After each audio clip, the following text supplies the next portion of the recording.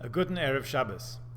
Let's keep ourselves on track, as we spoke about last week, with returning to our Haggadah study project for this year, certainly appropriate now in the first Shabbat of the month of Shvat, as winter continues and spring approaches. See, you have to be optimistic. The Haggadah has a source in our Parsha of this week, Va'era, and of all places, the third of the 7 plagues that are described in our text this week. Don't forget that Va'era opens with the 4 expressions of redemption that are the source for the 4 cups of wine at the Seder, according to the Yerushalmi.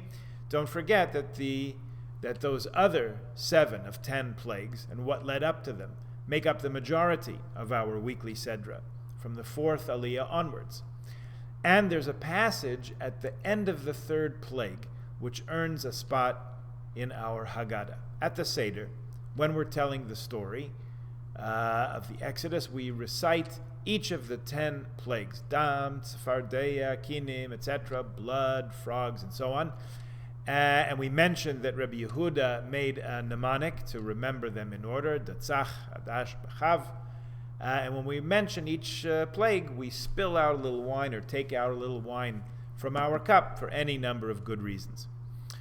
Then the Haggadah tells us that Rabbi Yossi Haglili asked, from what passage can you infer that the Egyptians were hit with 10 plagues in Egypt and 50 plagues at the sea?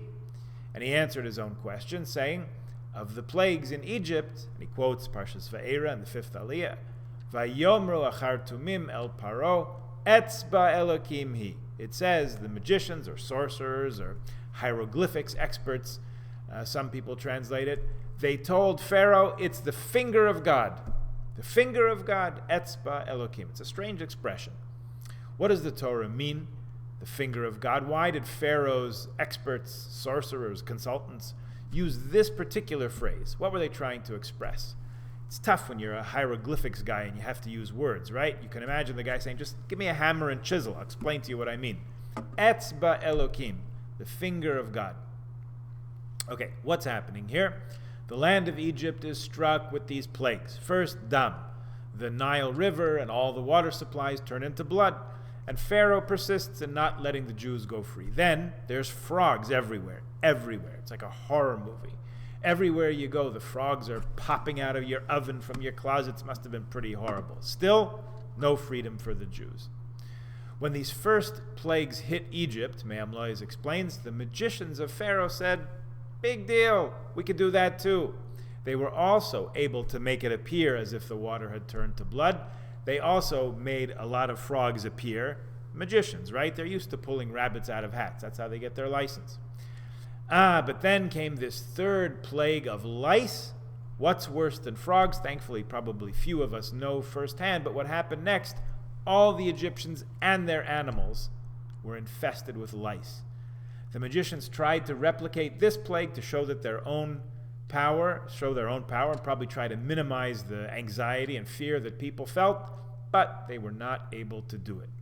So one view says that anything smaller than a fingertip was a trick they were not able to pull off. So they said, Etzba Elokim, it's the finger of God. Your Chumash says that they used the term finger to suggest no big deal, and they said Elokim instead of God, instead of Hashem, God's more proper name, to try to minimize God's presence. They said, it's a function of nature. Rav Kook quotes Meimarim from Rabbi Charlap, who was a Rav in Yerushalayim. He lived until the early 1950s. He says that Pharaoh and his counselors or magicians acknowledged Elokim, what some think of as the force of nature, but they didn't want to admit that God, the God of all, Hashem, HaKadosh Baruch Hu, is actually the creator and the unitary first cause of everything. The purpose of all the plagues was to get Pharaoh to recognize that it's not just the finger of Elokim, it's not just the forces of nature, it's the hand of God, the God of all. We should pause a moment and remind ourselves about this idea of anthropomorphisms in the Torah. The Torah uses human language to describe God because that's all we have. But this hand that we have and God's hand are not the same thing. We simply have no other word to distinguish between the two. There's actually a fascinating dispute between the Shalah and the Ramban as to whether the Torah is speaking about physical reality and implying spiritual reality, or maybe the opposite. Maybe it's talking about spiritual reality and merely suggesting the physical world that we see. In other words, God's hand is the real hand. This thing that we have dangling from the end of our arms, just a poor imitation, a shadow. Or is what hand means? Or is this an actual hand that we have, and God's hand is something completely different? We simply use that same word to describe it. Interesting to think about where you center your reality. Rabbi Yossi compares the expressions that describe the plagues to those that describe what happened to the Egyptians at the sea. The 10 plagues that struck Egypt are called the finger of God in our verse, this verse from our Parsha, and later on, at the Sea of Reeds, the Egyptians are struck by God's great hand. A hand has 5 fingers on average. So Rabbi Yossi does the math and says what happened at the sea must have been 5 times harsher than in Egypt, 50 plagues as compared to 10, based on this verse.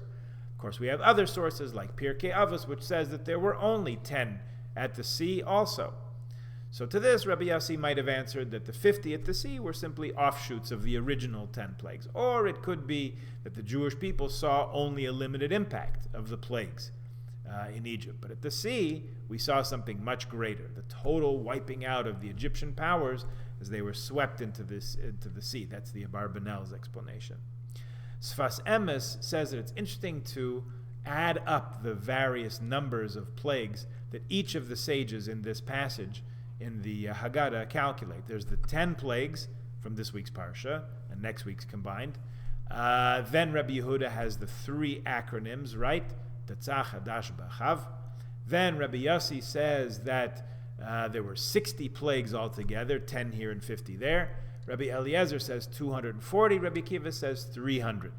Fun fact for the numbers people, if you add up 10 plus 3 plus 60 plus 240 plus 300, the result is, of course, 613.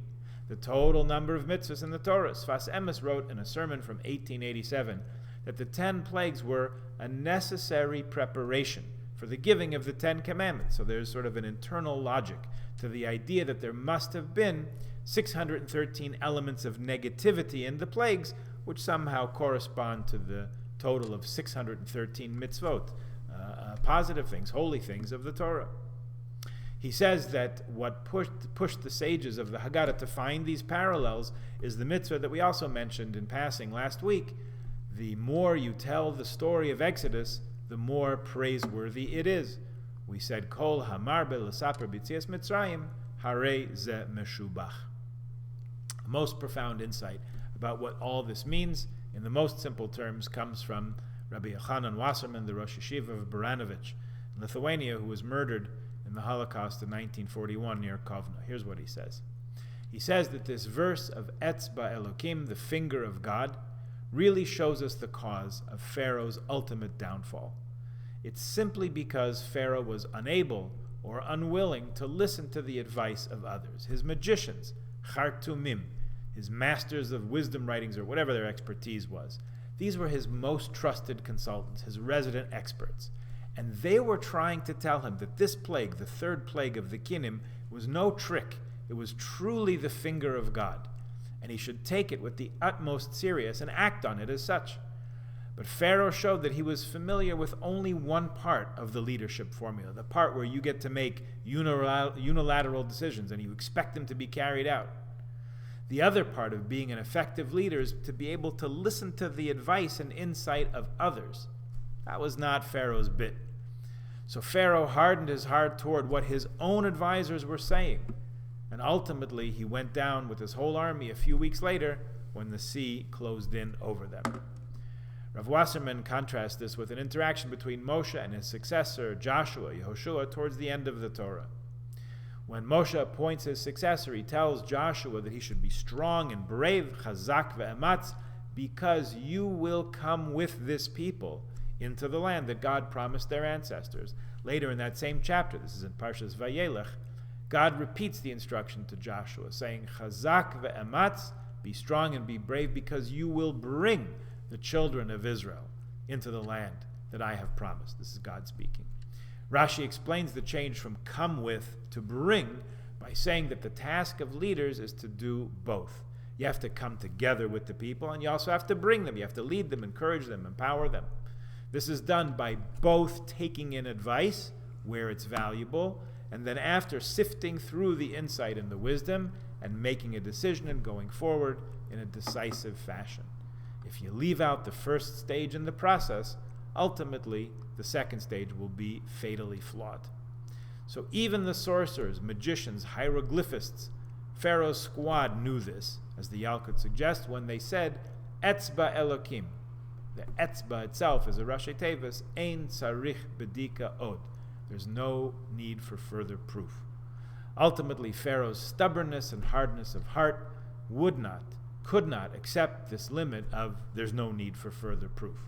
He pushed on until the situation nearly brought down his household and his empire. He finally relented and let us go. Then he reconsidered, he chased us to the sea, and ultimately wound up at the bottom of it. That itself is a tremendous lesson, a great cautionary tale for the stubbornness that human beings are capable of. You would hope that those who rise to positions of leadership and influence would be the most ready to accept wisdom and insight and trust the opinions of experts in formulating their own leadership trajectory. At least in Pharaoh's case, we would be mistaken. Because in Egypt, all this is, as they say, ancient history. For us, it's alive.